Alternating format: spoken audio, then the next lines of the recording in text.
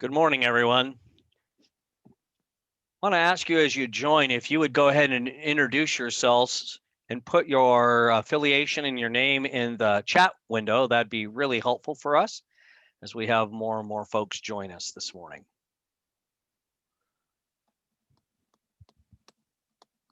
We're going to give it just a few minutes to see our numbers grow and folks come on in.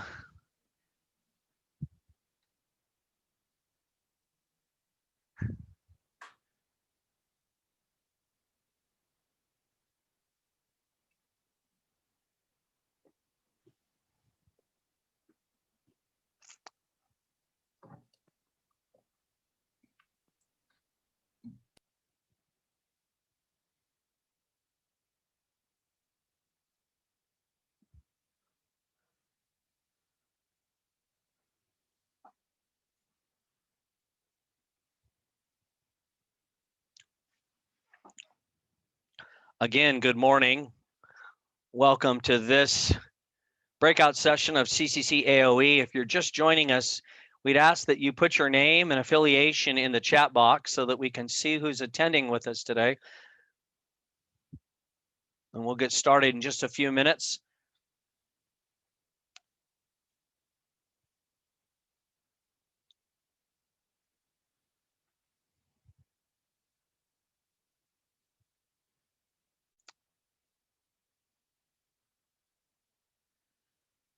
Good morning, Christine. Thanks for joining us this morning. I'm going to ask you a quick question. It says that you're from San Diego Mesa College and the PTA program. Now, I remember that when I was the PTA president at the high school. I'm sure that's something totally different, right?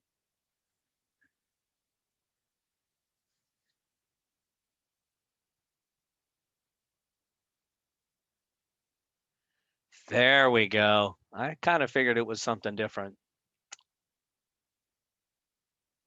Well, we'll give it just a few more minutes, and then Christine, you may be the lucky winner of getting a one-on-one with us. So we kind of were stressing about this presentation being towards the end of the conference, and it looks like we're getting just a few more in, and that's great.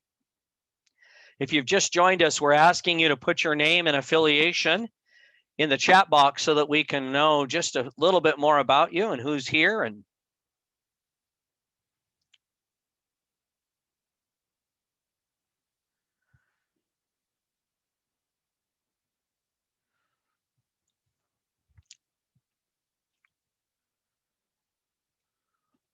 okay, guys, let's give it a couple or more minutes and we'll start right at about 8:35 and we'll go on through our presentation. Those that are here. Gail, does that include all of us?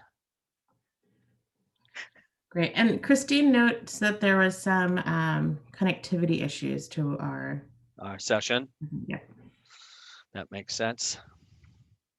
Can't have a good session without some internet issues, right? You've either got to search the hotel like for the right breakout room or ballroom. Is it the Sequoia or the Redwood? Right. So folks, if you just joined us, we're just asking, given the number of attendees, we're just asking for you to type in your name and your affiliation so we have a better idea of where you're from and kind of get an idea of the audience. And then we'll get started here in just a minute.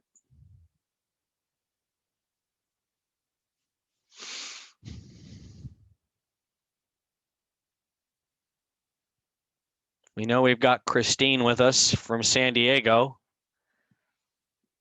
I wish we could all go to San Diego to do this. That would be wonderful.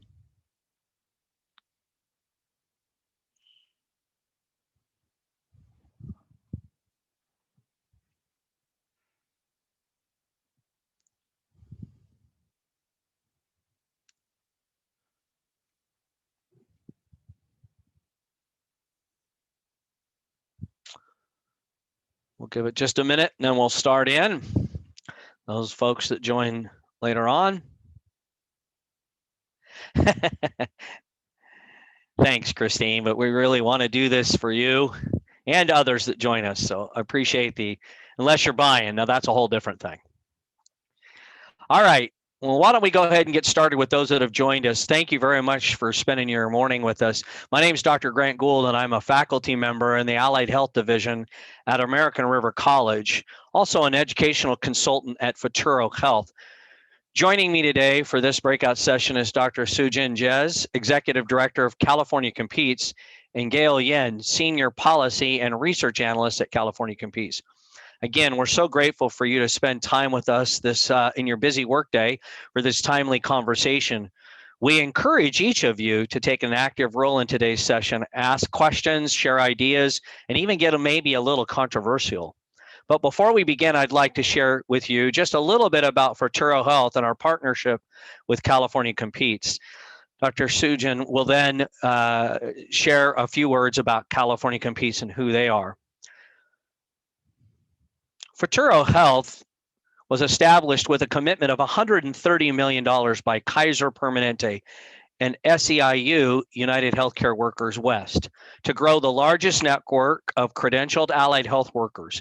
In California alone, the looming demand for these workers is approximately 500,000 by the year 2024, with an annual demand of some 65,000 plus workers. Starting in California and scaling across the nation, our new education to work model supports candidates through career exploration and coaching, educational financing, and determining the best pathway toward credential or licensure attainment.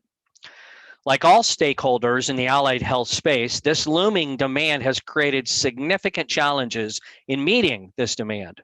One such challenge is the ability to increase access to clinical settings. Frankly, today's pipeline is far too small, and the ongoing bottleneck represents a serious challenge to the supply side of the workforce formula. Given this reality, Futuro Health scanned the ecosystem to find a partner with a long history of policy research and analysis. Our search resulted in a keen and strong partnership with California Competes. I'd like to ask Dr. Sujin to tell our participants a little bit more about California Competes. Happy to. Thank you, Dr. Gould. Before we jump into the research today, let me share a little bit about California Competes. We at California Competes aim to solve the state's thorny social and economic problems by connecting rigorous higher education and workforce policy research. We view higher education as both a vaccine and an antidote against economic stagnation and social stratification for individual Californians, our communities, and the state's economy.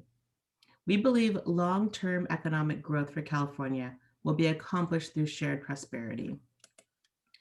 I want to take a minute and talk about California Competes' role in the California community colleges. In many ways, our work has been very, very closely tied to the work of the California community colleges.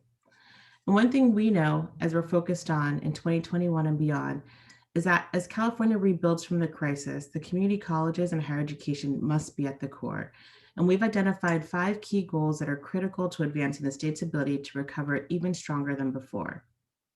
First, aligning a higher education workforce by engaging employers, leveraging regional approaches, and focusing on producing career-ready students, something that everyone here at CCC AOE is familiar with. Next, enabling post-secondary access and success for adults through flexible pathways, versatile teaching and learning methods, and increasing affordability. Again, things that folks at CCC AOE are familiar with. Also expanding quality online opportunities with effective pedagogy, improved cost structures, and broadband access for all. Next, supporting the creation of a future-oriented, independent, and transparent higher education coordinating entity centered on students' needs. Finally, data for education and employment, aka the swift launch of the cradle to career data system that fulfills the goals envisioned as we advocated for it. We believe, as I mentioned, the first 2 are most relevant to the audience here, and I'll take a deeper dive into the adult population. As noted on the last slide, one of our policy priorities is to enable post-secondary access and success for adults. Our focus on engaging adults is critical given how the typical college student has changed. college enrollment among adults 25 years and older has been on the rise and expected to increase even more rapidly over the next 5 years. And community colleges are an excellent access point for many of the 6.8 million potential graduates to return to college and finish. A policy solution we've done research on with the community colleges is to get more adult students back into college, is to utilize credit for prior learning. Unfortunately, there's not a lot of data on credit for prior learning in California, but national data suggests that credit for prior learning policies could lead to positive outcomes. In one study, students earning 13 to 24 credits through CPL shaved 6.6 months off the typical 5-year completion for a bachelor's degree. By not requiring students to pay for and retake courses for content they've already mastered, students are estimated to save between $1,605 to $6,000.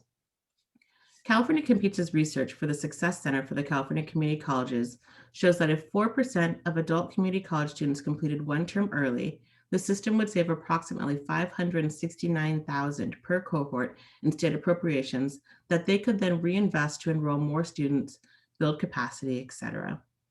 Decreasing the time to degree with CPL could support the state in reallocating resources more widely and could be crucial for students who cannot afford the cost of college, or students who have limited time for academics because of external obligations like full-time employment and dependents to care for. Great. With that, Gail Yen will share our research on the allied healthcare worker shortage. Awesome. Thanks, Susan.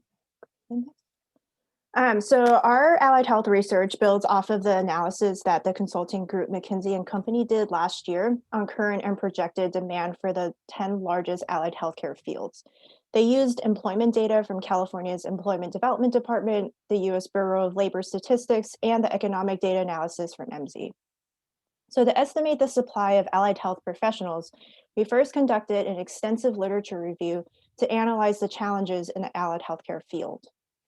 We then conducted our own quantitative analysis to quantify the clinical hours bottleneck.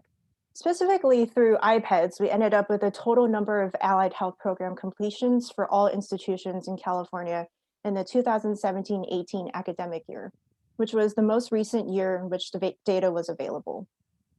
Once we established the increased need for clinical placements, we wanted to understand how to address the need.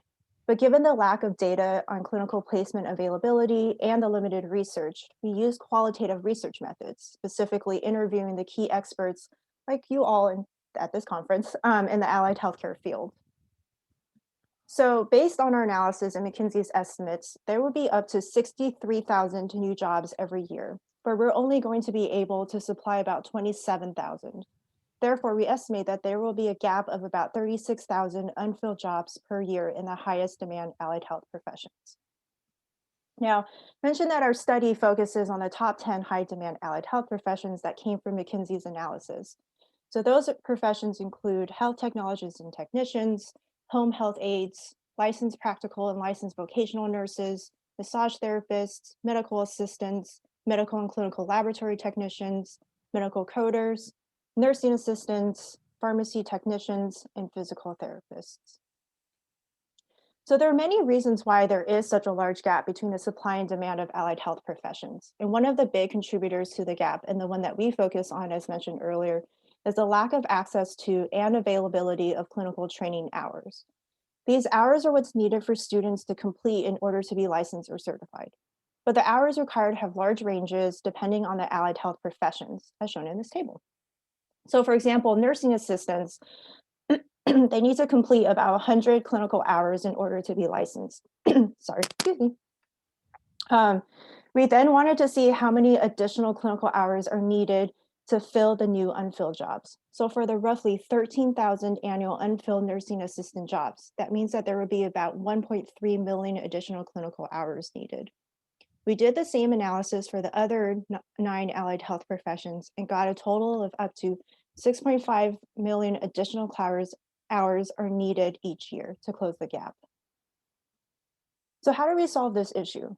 So based on the literature review that I said earlier and the interviews with the key experts, we broke the solutions into 3 buckets: collective stakeholder effort change, educational program changes, and employer changes.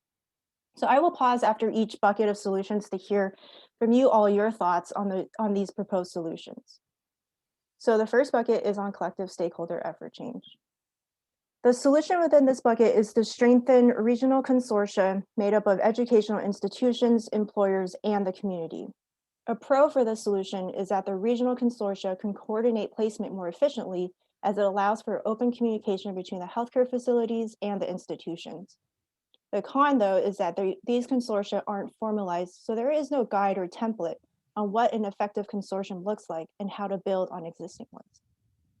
So with that, just curious to know how this solution resonates with you all here at this conference.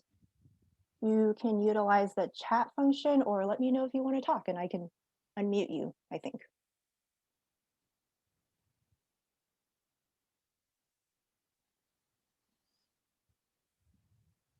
Yes, noted, Christine. Oh, I will unmute you. Okay, hold on. Oh, I can do this. Okay, Christine, I think you can talk. You just, yep, okay. Hello? Yes, we can hear you, or at least I can hear you. I don't know if else you didn't. Yep, okay. Not sure. Christine, go ahead.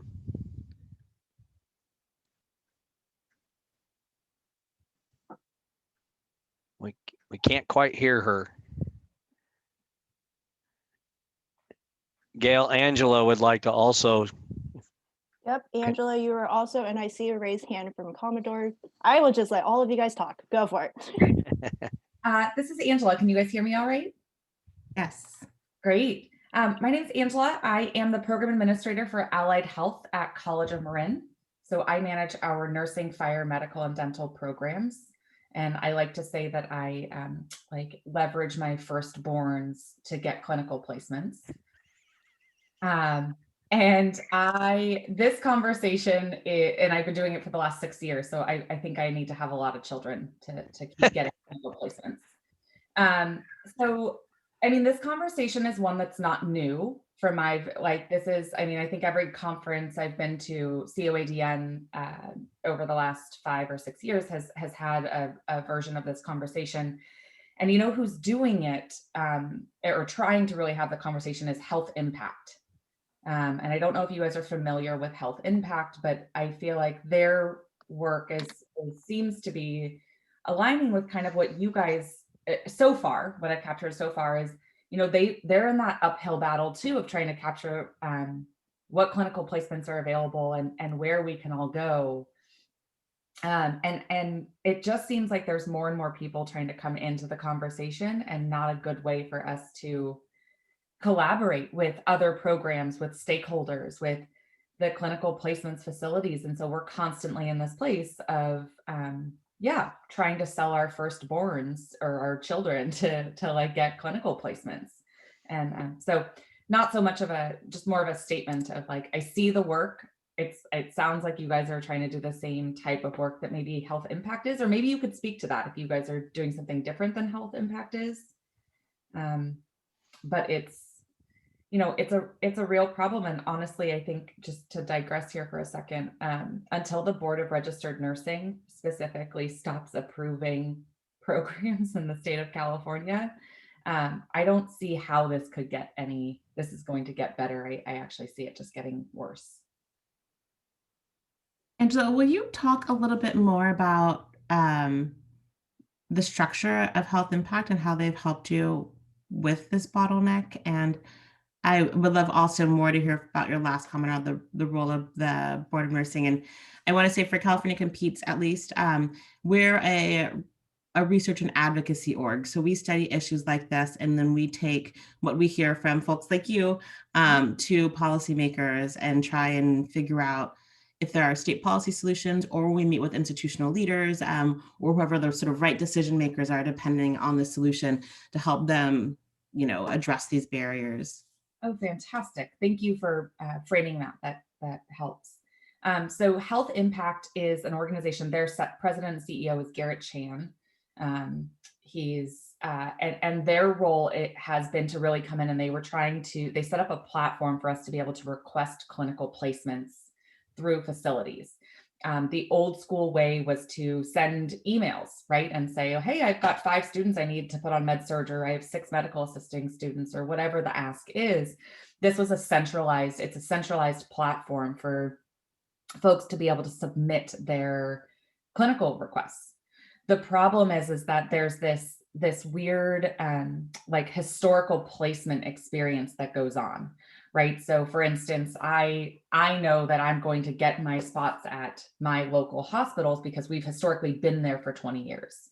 That starts to shift when new programs need to come in, right? And there's so CCPS is the system that they have through Health Impact.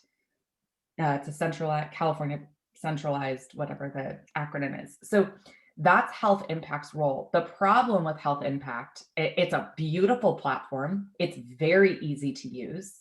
It's very user friendly. It gives you all of the information of how many students are in that area and how many other schools have requested that.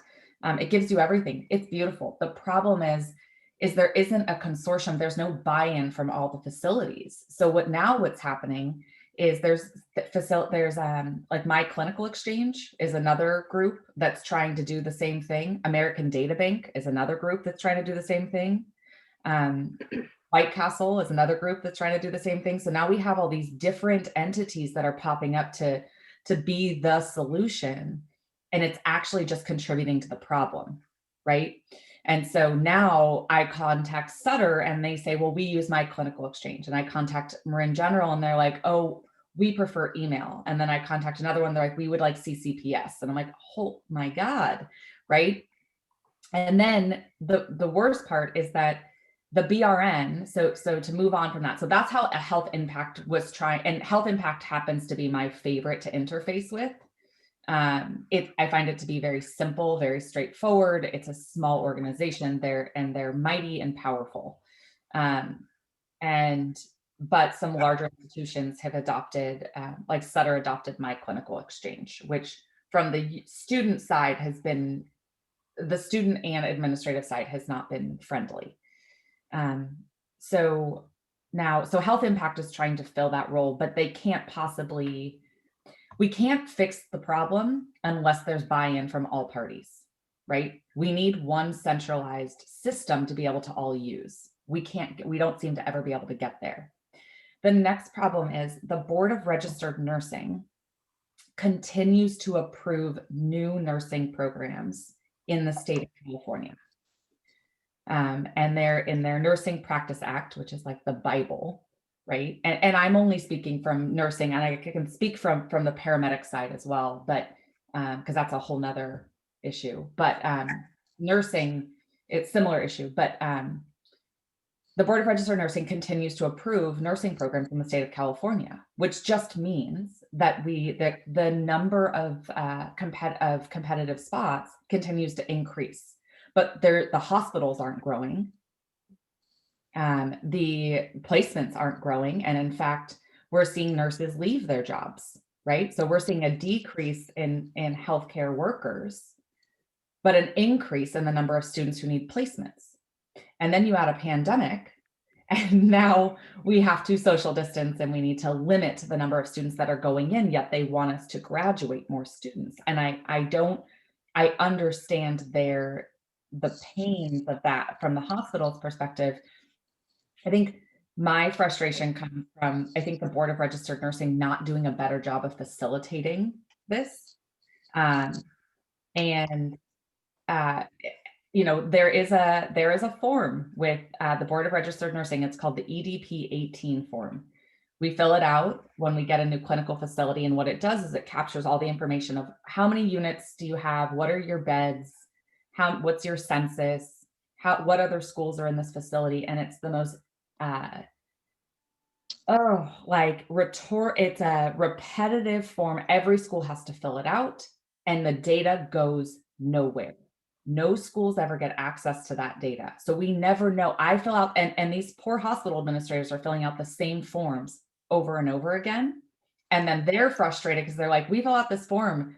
Why can't you see what, Contra Costa filled out or what, Dominican filled out? So we don't get access to this data. So I feel like I'm blind, right? I'm making these requests and I have no idea if the requests I'm making are even like reasonable, right? And I would love to work with the partners in our community. And I've been somebody to pick up the phone and say, hey, I don't want to step on your toes, but this is what I really need.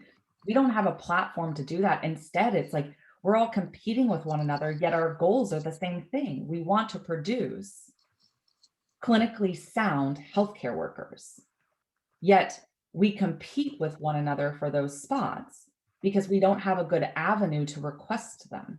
We don't have an avenue to be reasonable.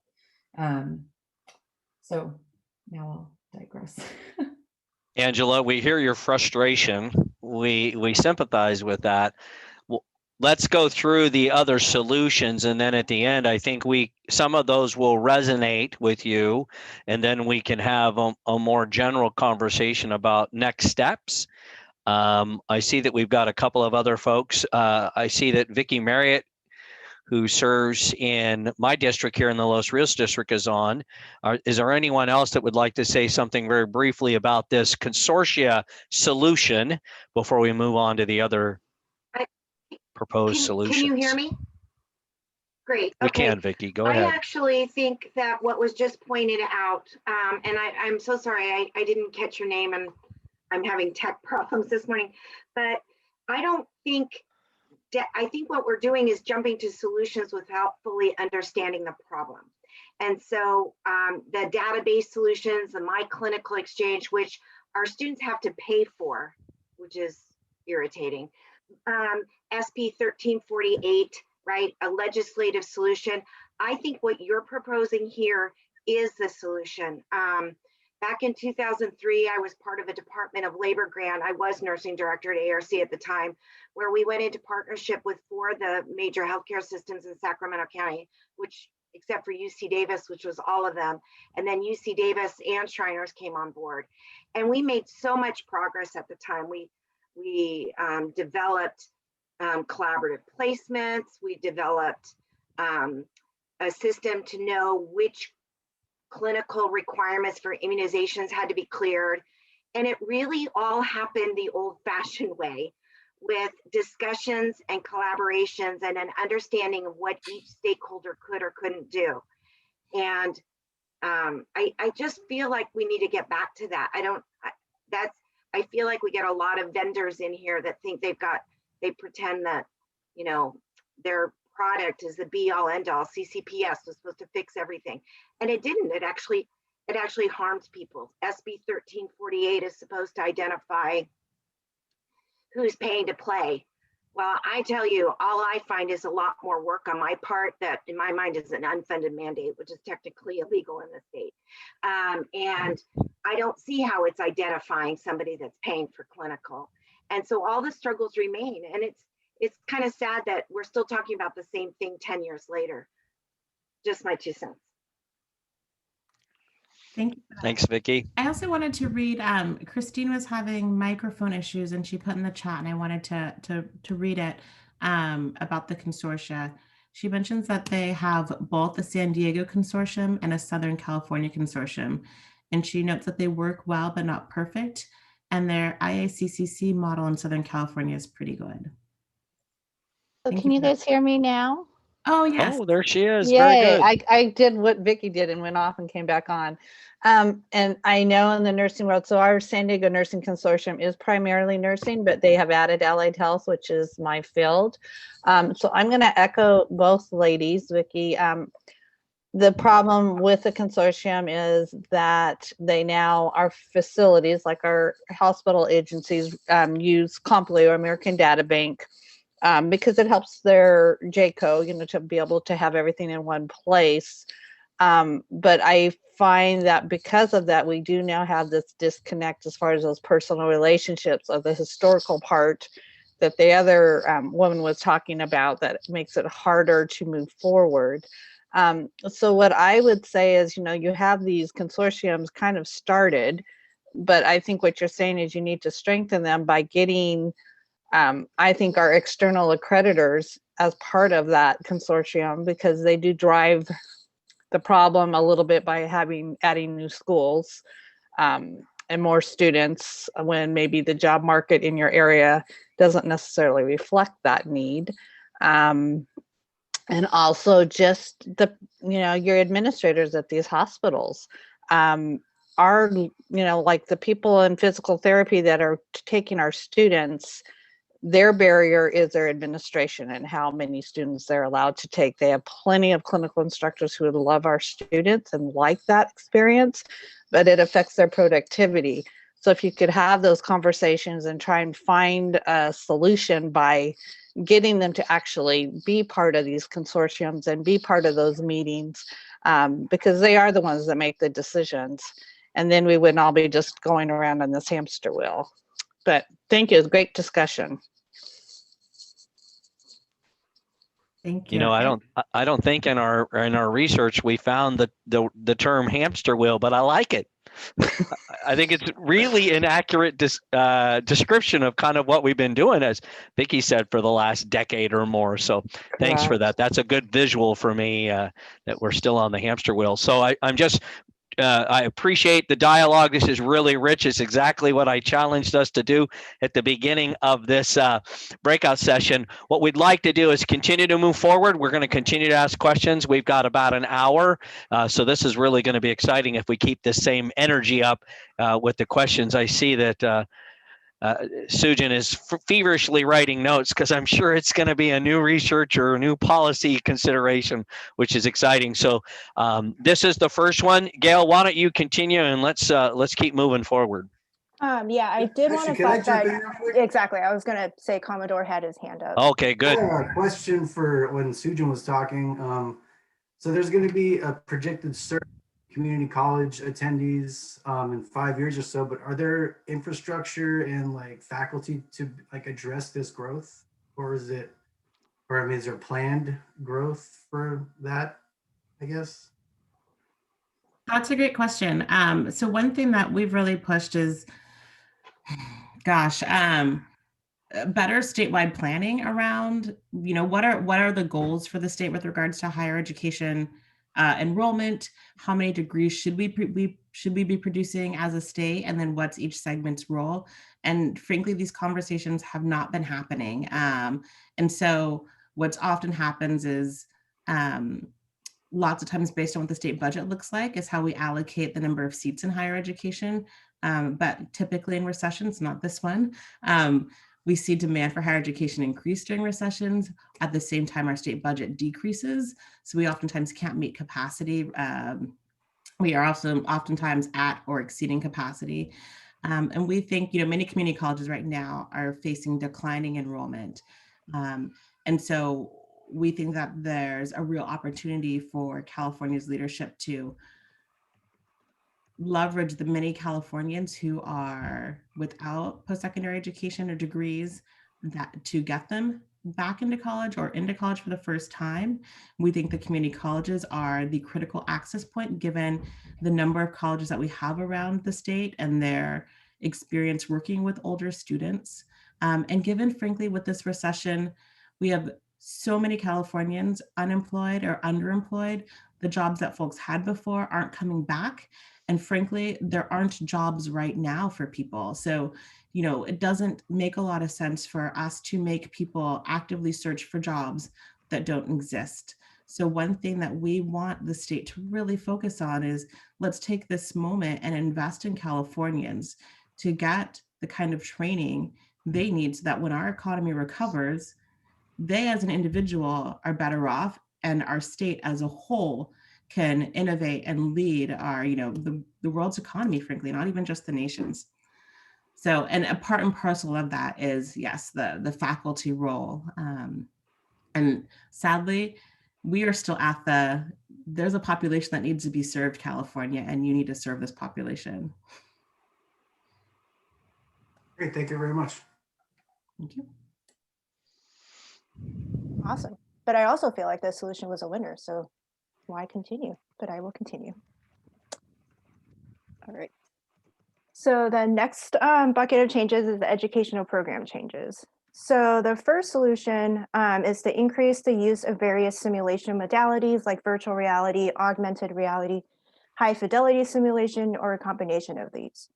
So supporters argue that students can receive timely and standardized training necessary since faculty can control the choice of simulations, their integrations within the curriculum, and their desired learning outcomes.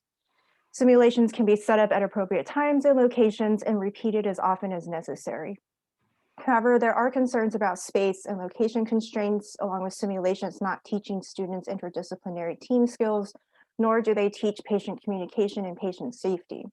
So simulations may also not be as rigorous as training based on face-to-face interaction. I had a video, but I feel like you guys all had an idea of what simulations look like, and for the sake of time, I will move forward to the other two.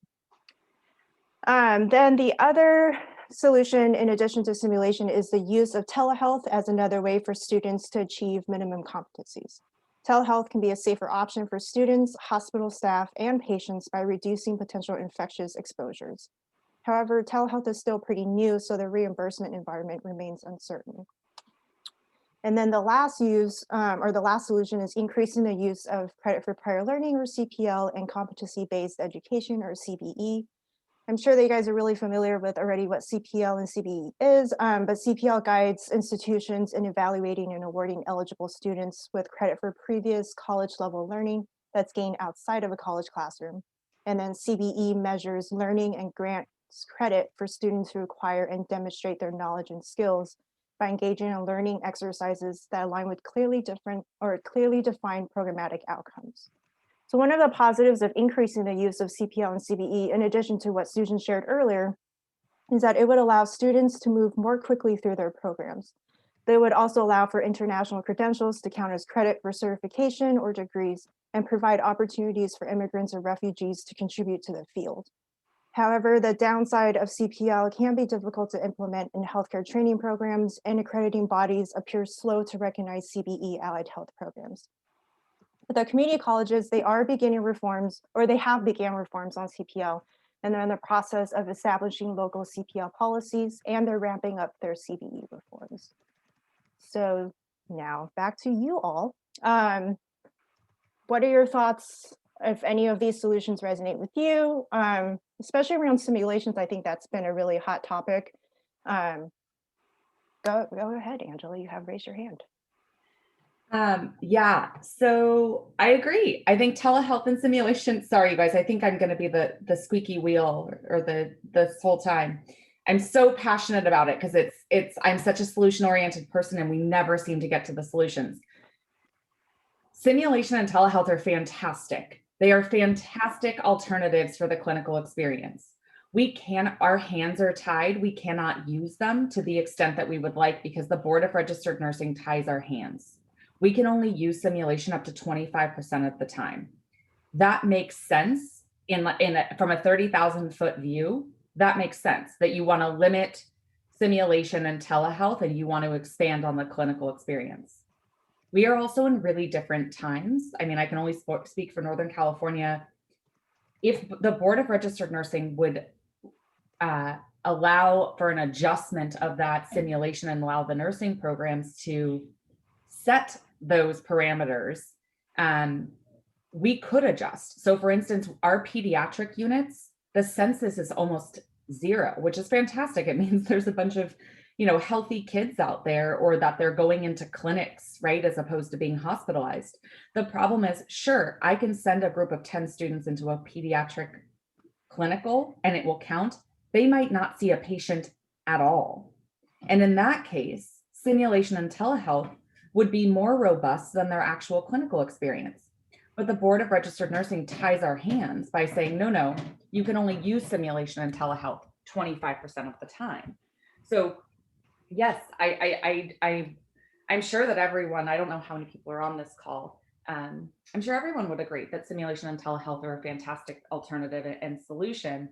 We can't really use them. We have a $500,000 simulation lab on our site. We have an incredible lab. We can barely use it because it can't go towards anything. So again, it's a policy issue with the Board of Registered Nursing. Angela, Can I just share a couple of ideas with you? I know you're speaking specifically to the restrictions that the BRN provides. Many other allied health accrediting bodies have recognized and provided waivers during this COVID experience to allow the educational institutions to decide through their advisory boards and their medical directors the limits that they want to apply. And so we see some accrediting bodies allowing up to a complete 100% replacement of simulations. That's the case right now, as you know, in EMS, where the state has said it's basically up to your institution and your governing boards to do that. The other issue I wanted to bring up really quickly is that this hesitation to use simulation or to discredit simulation because it doesn't allow for interdisciplinary events or interdisciplinary learning is actually not accurate. It's really up to the creativity of the simulation teams to then think of outside the box. At American River College, where Vicki was involved, we actually did several interdisciplinary simulation events where we would bring together the different players in the allied health world and have them participate in a scaled fashion. And all together in that simulation event. So you would have the EMS pre-hospital folks arrive, take care of that high fidelity simulator, to then transfer that patient to the hospital where the nursing students and respiratory therapy students would all then engage in that patient care. And then after that, we would reflect on that experience and allow the students from the different disciplines to take advantage of that. And the feedback we got was quite significant from both faculty and students on the success of that experience and the depth of their learning. And so I agree with you full-heartedly. If you know anything about my background, you know I'm big into this idea of virtual reality, augmented reality, and high fidelity simulation, to the point of we purchased on the campus for a region, we purchased $1 million high fidelity or simulation truck. So now we're taking, when COVID stops, we're going to take that high fidelity simulator on the road so that we can engage with our partners in the region and bring high fidelity to their workplace. And so I completely agree with you, but I think there's some hesitations from these groups. And I hear your frustration with some accrediting bodies that seem to be in the 19th century. I think we all can agree too, our students are clamoring for this kind of technology. They're very familiar with it. They're comfortable with using it. And I think the hesitation sometimes is faculty based as well. Oh, let me be quick. I totally agree. I think you need faculty buy-in and creativity to make that a robust experience. I think that simulation allows for a lot.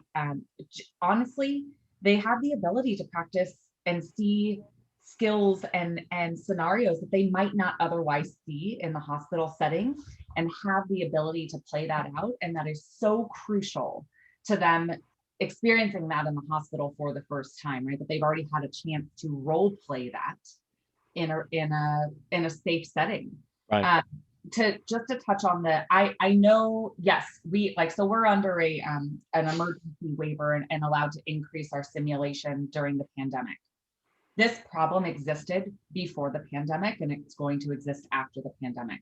So I'm actually talking more like globally of the issue of not getting approval to increase simulation or to use it more widespread across the programs. I understand now, like, that is it. Honestly, that has been probably the silver lining of the pandemic for nursing programs, is that we got to write proposals and implement telehealth and simulation. But the accrediting body's been very clear that will go away when we are no longer in a state of emergency. And then we're going to be back to the same issues we had, which is competition for clinical placements with no allowability to increase simulation and telehealth experiences. Well, I think that brings up a policy issue that California Competes will think about as well, is how do we take something that was done in an emergency waiver format? We demonstrate that it first does no harm to our students. In fact, there's plenty of research that suggests that these kinds of modalities actually increase critical thinking and competencies in our students.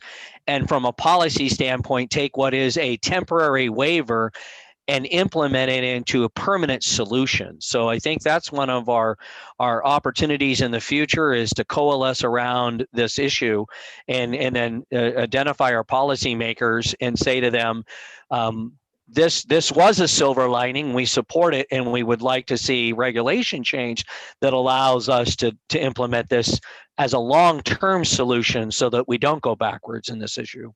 Amen. Yeah, can I follow up on that? I wanted to also flag that earlier this year we hosted a webinar, and it included Assembly Member Evan Lowe, who authored the bill around the emergency use of simulations or greater use of simulations, and we also included panelists from an accrediting agency and a licensing board. And I will stick in the chat a link to it. But you know, I did my best to really probe a lot of these questions to get their take. I also wanted to know if anyone is collecting data on sort of what's going on with regards to the increased use of simulation. I think that could also be very powerful to share with the state legislature in proposing, you know, let's keep this, let's not make this an emergency use. If there were some good data to show that this, you know, was ideally beneficial to students and to their training. I think that will be the big question that we will get from, you know, perhaps Assemblymember Lowe and his colleagues. So if you have any data, do let us know, or if you know where we could find data to sort of understand the impact of that change. You know, I see something in the chat. Thank you, Angela. So I see two hands, so I'll go with Victoria and then Christine. Thank you, Gail. So this is a powerful conversation. I wish there were more people on the call. I think it's all of our responsibilities to be innovative and thinking out of the box. So I totally agree with the simulation and use of telehealth and working in community settings. And, you know, having worked with the Board of Registered Nursing for 20 plus years, well aware of some of the struggles with doing that, and glad that people like EMSA are open to having all of their experiences online. Conversely, I've got faculty who are new, not exposed, fortunately could reach out to colleagues for help and, you know, kind of fix in the old fashioned way of doing things. And it goes along with the CPL and CBE. I can't tell you how many years as a nursing faculty, I really tried to get the first semester faculty to say, do you really need this person who just came out of the military with this amount of training to take the entire first semester course? Can we not figure out a way to give them credit for the parts of the course they know, and then to expose them to the nursing perspective? Because that was always the issue, right? So I want to call us all out to be aware of our own biases and where we are willing and not willing to change. It's going to take all of us giving back something to help all of our students and address this issue. It's not going to get any better if we just remain fixed with our own biases. I just had to put that out there. Good job, Vicki.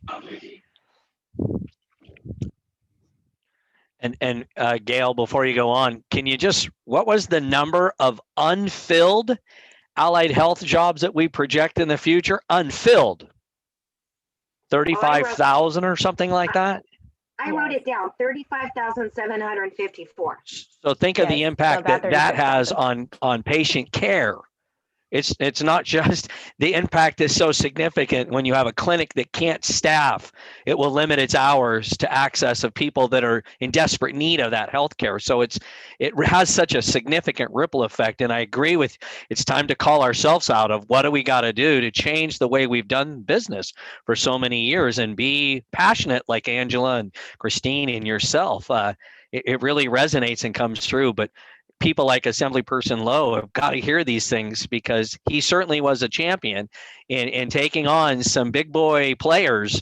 He mentioned in that panel that, you know, taking on the BRN is maybe not the wisest political move, but he was willing to do it because he saw the impact that the change would have. I want to flag that number. And Gail, it looks like Gail, you're about to jump in. Oh, no, I was just going to say Christine still had her hand up, but you can finish and then Christine can go. Just to follow up, the 35,000 figure is per year for the top 10 fields. So you can imagine that number, you know, if you look at all of the allied healthcare fields or just healthcare fields, plus every single year they. Yeah. Yeah, much worse. Definitely. Christine, do you want to talk or are you able to talk? Gosh, I don't know. That's a great conversation, guys. So in the physical therapy world, and I would say I'm a department chair also, so we have rad tech, dental assisting, health information. So kind of just experienced all of this last year. I think we did become more accountable as faculty because we could only be on campus and, you know, for our labs, and we had to decide what really needed to be taught and what was, you know, just extra wonderful things that we all loved and had passion for. So it really did make us become a little bit more efficient and realize the outcomes. My students are out in clinic right now, and so it's anecdotal, and I really should probably hook up with our research people at Mesa to see if we can compare the outcomes from prior to this pandemic year, because they are excelling in clinic, and they had significantly probably 50 to 75% less on, you know, on campus hands-on time. It was a lot more simulation. So just, I agree that the research will support that. I would say that we are also looking into a pro bono clinic. I think we just didn't have the funds for the simulation lab, but I would love to figure out how to get a grant to do that, because I agree that we connect with University of St. Augustine and Grossmont College and do those interprofessional simulations with them. So like Dr. Gould was saying, I mean, they're great as far as a low risk place for the students to get that hands-on practice before they go out to clinic. So I think it's getting that buy-in from our external accreditors, having pressure from our policy people to, you know, let us try to make those decisions so that we are still sending competent, we're still following competencies. We're just doing it with a different format of teaching. Because right now, you know, we all have this funding that's allowed us to have these wonderful online learning formats that funding's gonna go away. And then we're gonna go back to the traditional all on campus lectures, which I really have seen the critical thinking is not as ideal. So I think it's wonderful if you can, you know, work on getting policy changes that have some of those external accreditors like CAPTI for us, for the physical therapy world, you know, to kind of have, I think still that you need that competency check-in, because we do have a lot of for-profit schools out there. And I think some of what the external accreditors are nervous about is if we give it a free-for-all without any kind of guidelines, that everything will go totally online and there won't be any,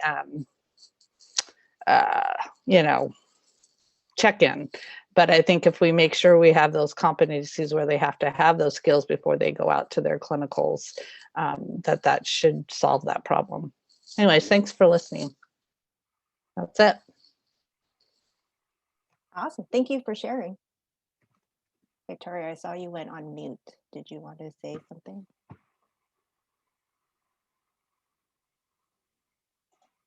Totally fine. Okay. And now we'll move to the last bucket of solutions, and that's on employer changes. So the first solution is to incentivize large clinical training sites. These incentives could look like a tax benefit, state assumption of liability insurance, or stipend to sites that place allied health students for internships. There's a positive fiscal impact that results in offsetting training costs, which is a positive for institutions providing clinical internships. However, it's actually against the law for community college programs to pay any type of incentives to clinical providers, but it's not the case with for-profit providers. The next solution is using untapped alternative physical facilities as clinical sites, including the mass vaccination sites that are happening throughout the states, school-based health centers, pop-up clinics, prisons, and food delivery services for low-income and disabled residents, like Meals on Wheels. The alternatives to hospitals and clinics can help meet the training requirements of students who have limited access to their clinical training sites because of location, transportation options, or work schedules.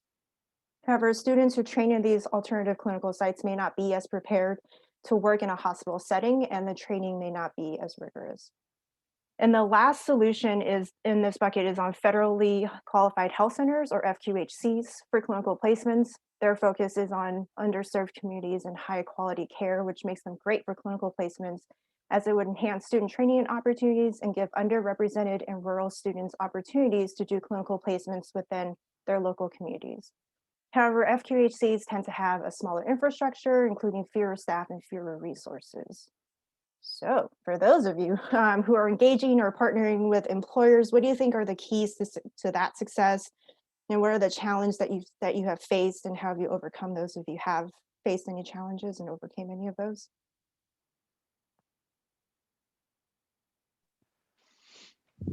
I really look forward to the conversation about this particular topic. I think it's one of the biggest challenges that we have, folks. So I'm very interested to hear your insight on these solutions. So I love it. Again, it's very innovative. I think the struggle is the manpower to do the organizational needed to ensure the students are getting whatever competencies they need in a variety of clinical sites. I don't think there's a desire not to do it. I think there's a lack of manpower to do it. I do know our newest EMT faculty is associated, and I was trying to, that was the way I was on mute. I was trying to find out, he's partners with a couple of organizations that host clinics all around our region. And he brought some, well, he didn't bring them because we're not allowed to do that, but he facilitated our students arriving at the sites to volunteer with these organizations. And the amount of skills they got in this one day for EMT was huge. And so I thought, well, why do we need the ED where they could sit around all day for 12 hours and not really see anything when they were actively involved in doing the same things at this alternative site? So for me, it's one of just, faculty bandwidth, clinical placement bandwidth, and organization. That I think otherwise we could utilize these sites. I don't know about nursing, RN, but I think in the other allied health fields we could. Thank you, Vicki. That I would agree with. Was that Vicki? I want to make sure I'm trying to use people's names. Yes. Yeah, Vicki, thank you so much. Nursing is literally exactly the same. So I'll just echo everything she said for nursing. And this is Christine. I would say the same thing we do, and it really is just our passion as faculty, and our bandwidth is probably overflowed by organizing these kind of events. Been doing it for 8 years in all of our allied health fields. And it is because of that, we now have some more formal clinical placements by doing these volunteer things in these alternative underserved areas where our students aren't restricted as much. They can do a little more hands-on, get some practice, and then they get to see how our students are, and they get a little more invested and are a little more confident in creating a more formal clinical placement with us. But it's been 8 years of, just dedication and working on that. But I would say for this last year, that really did pay off. So we could ask some favors, to get our students placed in alternative settings. So I think I echo what you ladies say. It's just maybe having a position that that's what they do, right? I have seen some of our institutions do exactly as you just mentioned, and that is basically place an individual in the role of clinical placement coordinator, clinical organizer, and that person's full-time job is to basically address some of the issues we've discussed today. However, that's a non-instructional position, and many college districts and college campuses are hesitant to add more administrative roles which don't generate revenue in our current funding models. However, if you think about the criticality of this issue, we can continue to put people through our content only to have them bottlenecked into the clinical place where the delays can be extensive. And so the reality in my mind is, with student success as the center of our vision for success, it seems to me like when we talk about funding different positions on a campus, that clinical placement person plays a key role in what has historically been a very successful division of the college with a large number of credentials, large number of completers.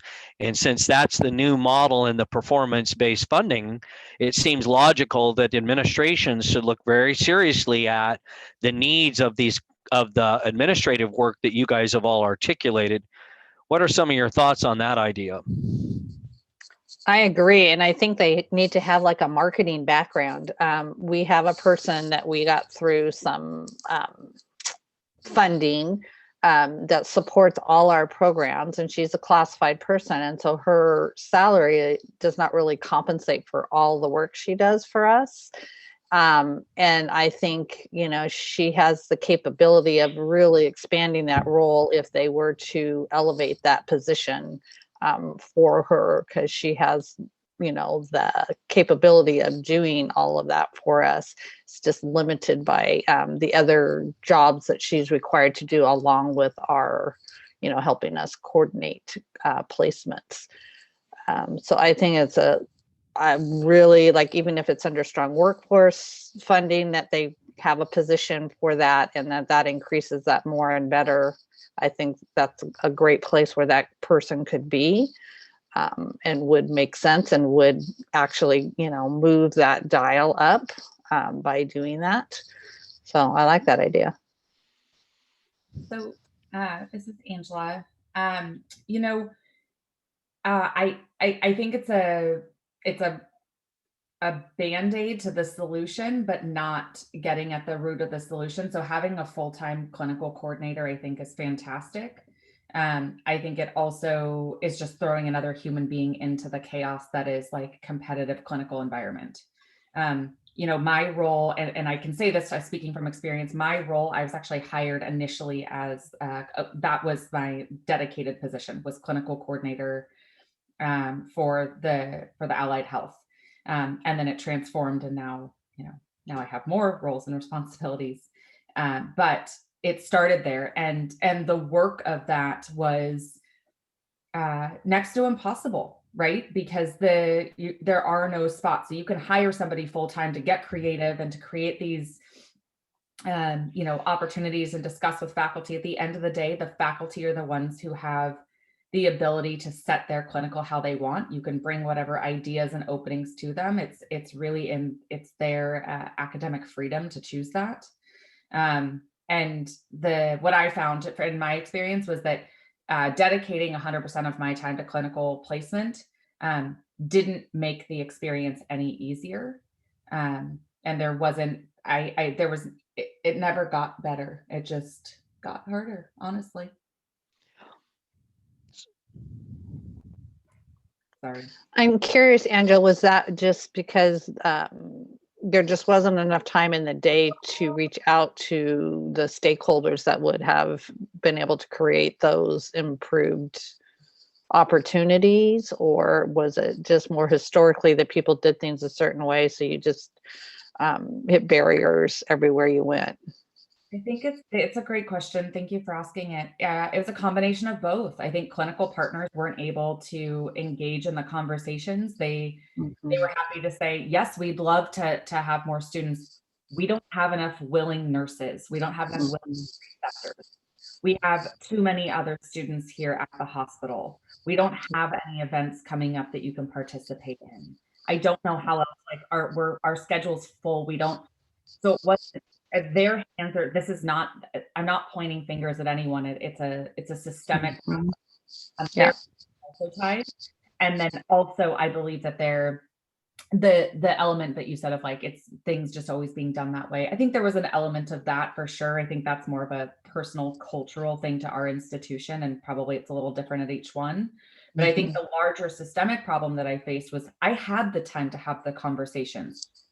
Conversations could not be had because our clinical partners' hands were tied.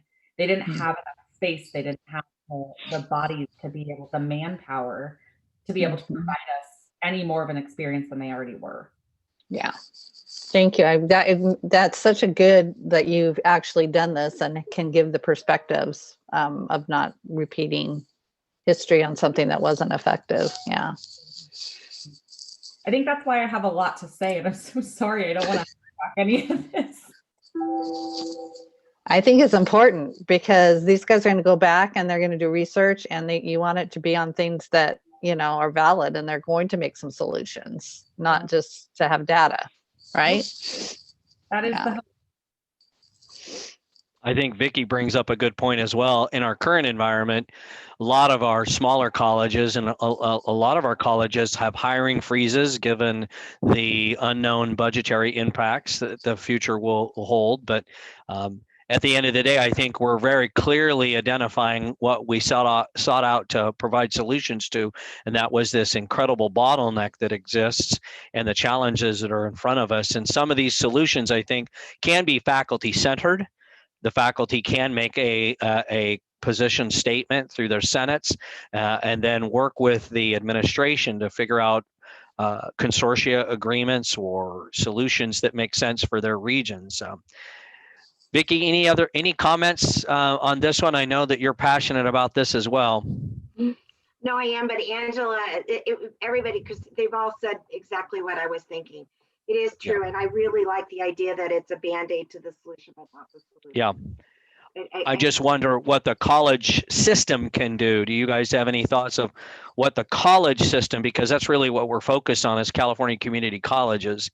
Can you think of any other ideas that we can implement, particularly from an employer standpoint, which is the slide we're dealing with right now? I think it's tough in that I come from industry, and I didn't realize how hard career education program people work. And it's way more hours that are doable, and people get burnt out, and that effectiveness goes down.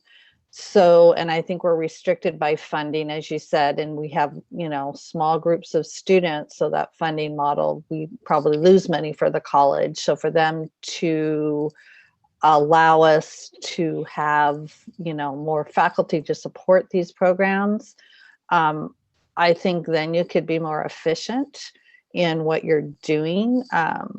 But I don't know how that could happen. So I'm just always amazed at how hard our career education faculty work and how dedicated they are, but that it's kind of like you hear in Angela and Vicki's voices, that frustration and overwhelmingness that it has created. And I don't think it's intentional lack of support. I think it's just the way our community college funding is done that limits how we are able to compete with those for-profits that pop up because our external creditors let these schools in. So maybe just having a stronger voice in the community colleges for our career education programs and policies that would be effective for our specific programs, maybe. I agree. That is so well said. We're at a point where, I'm hoping, God willing, to retire next year. But, I have spent 30 plus years in career education, particularly, specifically in allied healthcare, and now I've morphed a little bit to things like utility line vegetation management, which I never thought I'd be doing. But it's time for our community college leadership to really acknowledge that we want our students to get back to work, right? The new strong workforce emphasis, that's all what we really want to do. We have 35,000 open jobs, right? Just in the top 10 that California Competes identified. And we've all said we need to get people to work. People want to go into these jobs, but we don't have the resources to do it. And amen, CE faculty work way harder than anybody understands. And I would say that if you would look at the ratio of full-time faculty in liberal arts versus CE, you would find a lopsided assessment. And what that says is much like what we're doing with our equity, it's proving the system doesn't appreciate it, in my opinion.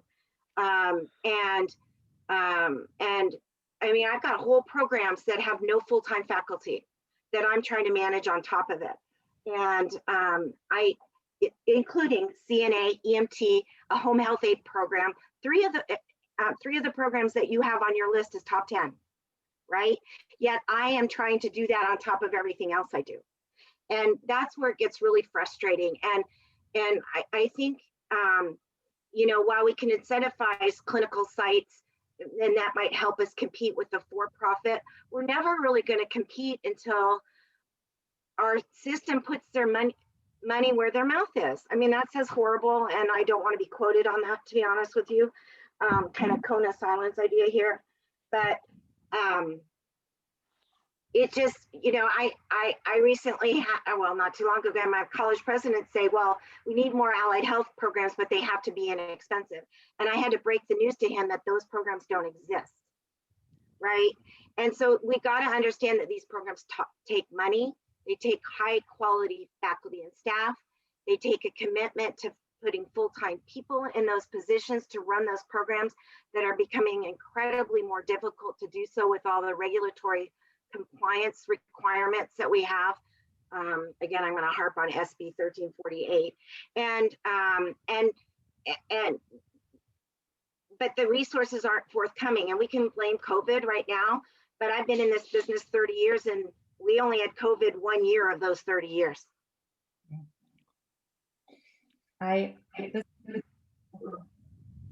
This is Angela. You know, I think the question that you asked, Grant, has me thinking, and now I feel like, you know, I'm going to wake up at 2 o'clock in the morning tomorrow with like all these ideas. I'm sorry. No, it's good. It's just that now I'm going to like have to Google search you and find your email and then send you all my ideas. But, you know, one of the things I think about it is what, and I'm so sorry, I haven't picked up on voices yet, but whoever was just speaking, really nailed it in that there's so much responsibility on one or individuals to kind of come up with these creative solutions for groups or like the mass of students, whether it's physical therapy or nursing or EMT or whatever. And, you know, there's this idea that like faculty knows best, and they do probably most of the time because it's their purview. The other thing is that I think we forget that we are educating adult learners. And I wonder, so the question of like, what might you guys be able to encourage our employers or, you know, our institutions? And I think student input and participation on what their clinical experiences could be or would be, you know, no better person to provide input on the experience and what it could be or where it could be expanded upon than from students, right, who've recently been through it. Sure. And the other piece is I think our faculty are not incentivized to get creative with simulation or telehealth, or they're not incentivized because of partly of the burnout, partly because technology is scary as we get more seasoned. And I think some kind of incentivizing for our faculty but that has to come from our institutions, right? That to incentivize to say like, hey, allied health is, you know, there's 35,000 jobs that are not going to be filled. Allied health is on our campus, it is a priority. The problem is incentivizing faculty. There's no power for our district to do that, right? You can only say it so much. So student participation, creative solutions by incentivizing faculty. And then the last thing I wrote down was, you know, work experience for clinical time. We have a lot of folks in our clinical, in our programs that are working in a relevant area. And, you know, and this might be less of it's not an employer, but more of an accrediting body of like, you know, if someone's working on a med-surg floor as a medical assistant, that there is some kind of an assessment, a skills checkoff, something to provide that work experience for their clinical time. or to kind of reiterate what someone had said earlier of that, oh God, I'm going to lose the word, but the credit for prior learning, right? And having like a real mechanism to be able to apply that. Now that definitely has to come from both accrediting bodies and the individual districts. But so those are the few things off the top of my head that I think might be able to help. Can I throw another somewhat targeted question? I'm loving this conversation so much. So right now, the governor's January proposal has really focused on aligning a higher education workforce, and he's proposed $250 million for those specific efforts, on top of ongoing funding like Strong Workforce or Perkins or perhaps Adult Ed or et cetera. And right now, our understanding is they haven't identified publicly, at least, the spending for that or direction for proposals for that. I would be curious to sort of think, there are lots of things that we could do on systemic change. And sort of this could be an opportunity where we actually have a pot of money, not to mention that the new batch of COVID relief funding that's coming to colleges also. Sort of if you were, the governor or sort of California's omnipotent leader, what would you spend this money on to help train more allied health workers? Susan, I got one. I'll share with my colleagues because I've thought about this for a while, right? Our pipeline. We have to create a new one. Anytime your sewer drain is messed up, they'll come in and dig you a bypass, to use a healthcare analogy. But I think it's high time that we start looking at regional consortia-based pipeline or high fidelity simulation or augmented reality centers where our students can check in and check out 24/7, and through a modality that is not reliant on hospitals or clinical sites, can go through regional training sites that have all the different tiers and have all the different staffing necessary, so that you're running the system, this pipeline, 24/7. You're not dependent on a semester. You're not dependent on hours of the day for faculty that meets their needs. A student checks into the center, goes through the competencies that are required, gets some kind of a digital badge, and then they report back to their faculty member that they've completed that particular skill. And we do it at a scale that is larger and more supported than any one college can handle. And I know that sounds a little aggressive, but I think in order for us to accomplish the goal that we have by 2025, making sure that we don't have that 35,000 unemployed or underemployed, I think we really need to think way bigger than the local college campus and think about this regional approach. Grant, I'm gonna. I actually, so funny, as you asked the question, I wrote down simulation center, and the reason I'm going to echo all of that. I think that having some kind of a centralized consortium where individuals can go practice their skills, and how beautiful in a time where equity, diversity, and inclusion is so at the forefront, how amazing to have students from different schools participating in the same area, practicing the same skills. Like, my heart is growing inside my chest. Like, like what an incredible experience for an equitable experience for students who, and especially in a time of COVID, maybe they can't safely go into a clinical site. Maybe whatever the experience is, also that satisfies skills. It also removes that barrier of faculty and these clinical coordinators feeling so overwhelmed of, I don't know where to place these students. Right. That's the other piece. Also, I think some of the money I would probably take and put towards some kind of incentivizing of allied employees and clinical partners to participate in those simulation centers in like a simulation environment where are they providing nurses that go and staff those places or provide the skills and incentivize them to host more of our students in their facilities, but to participate, because I genuinely believe we all need to start to work together on a solution. So well said, Grant. Thank you. So Sujin, now when you talk to the governor, you'll know what to tell him, that we need a dozen regional centers that change the trajectory of pipelines by building a new one that's competency-based, credit for prior learning, and incentivize faculty to participate, and runs 24/7, 365. So we're not beholden to the summer sessions. We're not beholden to a week break every couple of weeks in our system, that students can go 24/7. So if they work during the day, they go at night. If they work at night, they go in the day, but they come to that system with a list of competencies they need to practice and then check off, and then go back to their programs for additional education.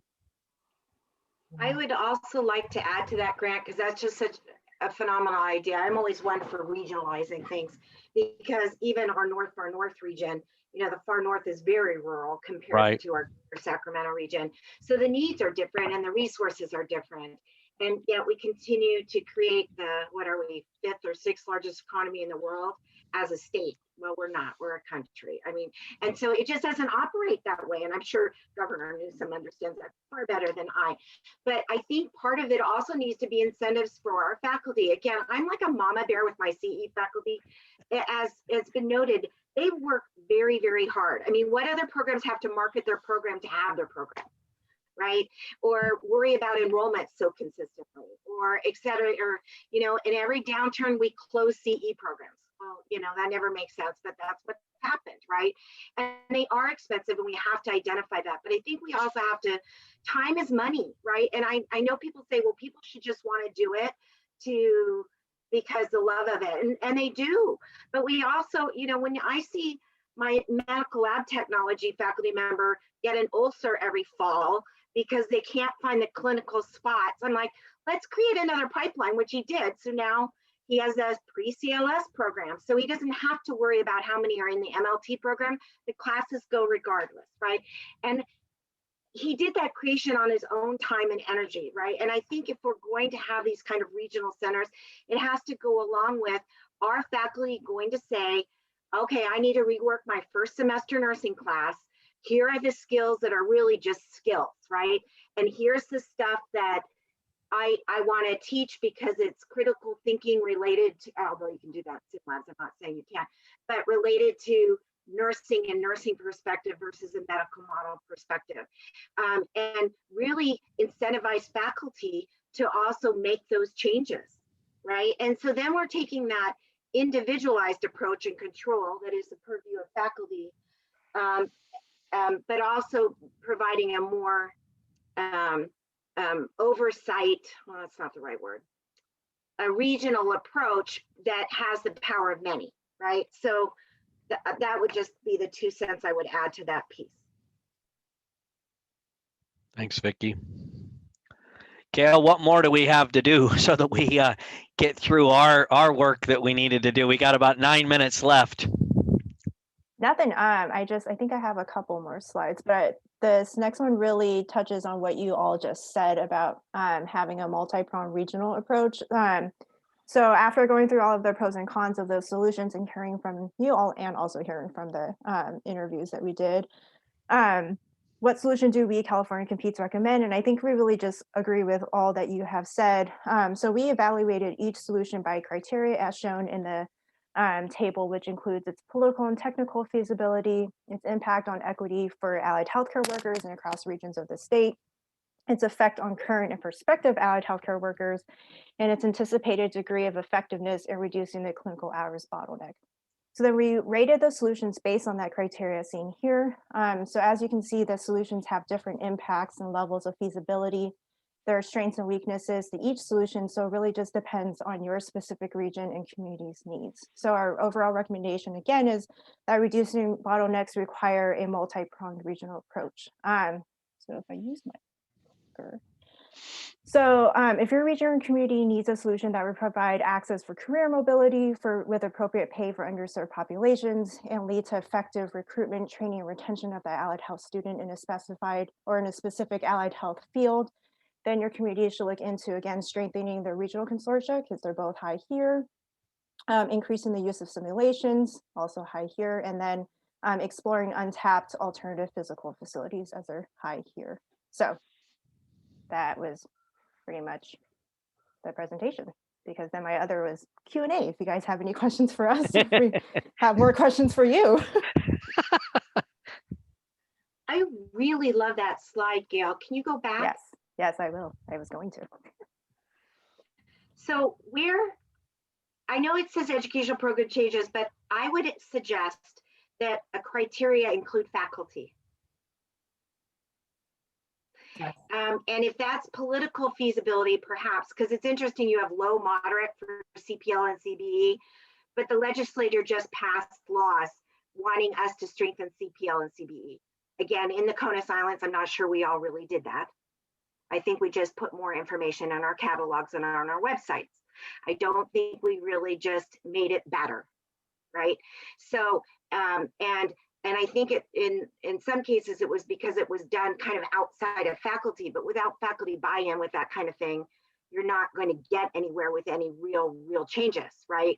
Because you're still going to have faculty saying, no, they need to take my class because my class is the right class. And if they don't take it, nothing will ever, they won't know what they're doing, right? And that's just across the field. And I would think that career education folks are actually the most receptive to CBE and CPL. But I think faculty need to go in here because it starts in the classroom and with our faculty educating our students and working in partnership with them. Comment.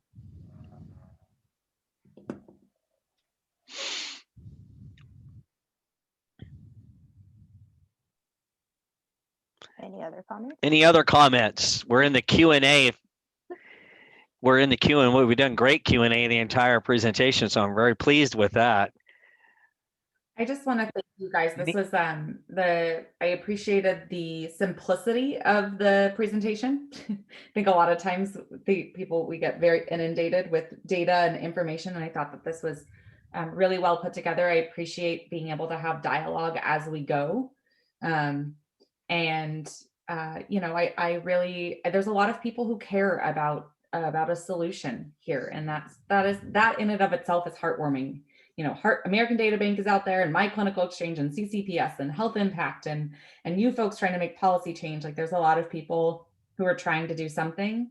I hope for the sake of our future students and allied health workers that we get to a solution sooner rather than later. Hear, hear. Thank you for that. Any other comments before we close up? I'm just going to agree, you guys. It was really nice to have a smaller group and to actually have some great dialogue and some inspiration and some hope for the future. So thank you. You guys did a wonderful job, and thank you for everybody sharing their thoughts. It really resonated with me. So I appreciate a good way to start the day. It's nice to hear. Thank you very much for those comments. Sujin, why don't we finish up with this last piece? We can let our audience know where they can go to get the full report and the details, and then kind of what are some of our next steps. Great. I will let Gail wrap us up, but before I let Gail do that, I wanted to ask Angela, Vicki, and Christine, is it okay if we jot down your names and perhaps follow up with you as we continue this work? I really appreciate all of your comments today. Absolutely. Yeah. Thank you. Okay, Gail, please take it away. Sorry. I also wanted to note that we did record this. So for those who have said comments in the cone of silence, I almost said cone of shame. I'm sorry, the cone of silence. Thinking about my dog. Can you please let me know, and we can try to edit those portions out too. I know it was a really rich discussion. Forgot to mention that it was recorded at the beginning. So please let us know. Well, that's okay. This is Vicki. I was the one that made the code of silence. I'm okay with it. Again, at this point in my career, I'm not sure what somebody could really do to me. So I'm kind of taking advantage of that right now. So, and Grant knows me really well. In full disclosure, Grant and I have worked together for many, many years, probably 20 plus. So he knows me well. So I think if it was something really bad, Grant would know that we should edit it out. Okay, got it. I appreciate your no fear. Thank you. Awesome. So again, thank you all so much for this rich dialogue. This was just a high-level overview of the study. For more information on it, you can check out the full report, which one of us will link into the chat. But I wanted to also thank those who have made this study possible. So obviously our partner, Futuro Health, particularly Dr. Grant Gould, as you see here, and Von Tonkolloven. And thank you, the experts and stakeholders who graciously gave their time and expertise by participating in the interviews and the follow-up interviews, and the dozen of external reviewers. So they're listed by name in our report, Meeting California's Demand for Allied Health Workers. Of course, all of our errors are on our own. So thank you again to Dr. Cynthia Schrager, the California Competes team, and the Leadership Council. So, and thank you all for participating and for this super awesome discussion. Thank you, everyone. Have a wonderful rest of your day and be safe. And again, thank you for all your comments and insights. And you definitely were passionate, and that's really wonderful to see. I think that's part of the challenge. Have a great day. Guys. Thanks. Thank you. Thank you. Take care.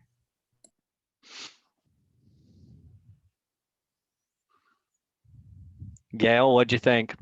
It was good. Wait, let me stop recording. Wait till